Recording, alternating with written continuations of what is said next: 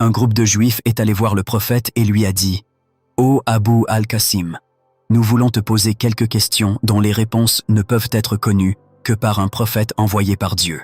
Si tu nous réponds correctement, nous saurons que tu es le prophète de Dieu. » Le prophète, que la paix et les bénédictions soient sur lui, a accepté leur offre et leur a dit « Demandez ce que vous voulez, mais faites-moi une promesse, comme Jacob l'a faite avec ses fils, que si je vous dis quelque chose que vous connaissez, vous me suivrez dans l'islam. » Il veut dire qu'il prend un pacte et un serment d'eux, comme celui que les fils de Jacob ont pris avec leurs enfants, en disant que si je vous dis la vérité que vous connaissez, vous me suivrez et croirez en moi.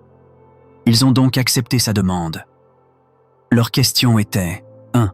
Parle-nous du signe du prophète. 2. Quelles sont les choses qu'Israël s'est interdites à lui-même? 3. Qu'est-ce que le tonnerre et quel est son son? 4. Comment le féminin et le masculin sont-ils formés? 5. Qui te transmet la révélation du ciel? Le prophète, paix et bénédiction sur lui, leur a répondu aux questions comme Allah lui a révélé, et les réponses étaient les suivantes. 1. Parle-nous du signe du prophète. Il a dit « Ses yeux dorment, mais son cœur ne dort pas. » Les Juifs ont dit « Tu as dit vrai. » Le prophète a répondu « Oh Allah, témoigne contre eux. » 2. Quelles sont les choses qu'Israël s'est interdites à lui-même? Le prophète a dit « Les choses que Jacob s'est interdites à lui-même sont la viande des chameaux et leur lait. » Et les Juifs dirent « Tu as dit vrai, ô Abu al-Qasim. » Le prophète a répondu à leur approbation et a dit « Oh Allah, témoigne contre eux. » 3. Qu'est-ce que le tonnerre et quel est son son? Le prophète a dit « Le tonnerre est un ange parmi les anges de Dieu, le Tout-Puissant, chargé des nuages. Dans ses mains ou dans sa main, il a un fouet de feu avec lequel il réprimande les nuages, les conduisant là où Dieu, le Tout-Puissant, lui ordonne. » Ils dirent « Tu as dit vrai, ô Muhammad. » Alors le prophète a dit « Oh Allah, témoigne contre eux. » 4. Comment le féminin et le masculin sont-ils utilisés pour les femmes?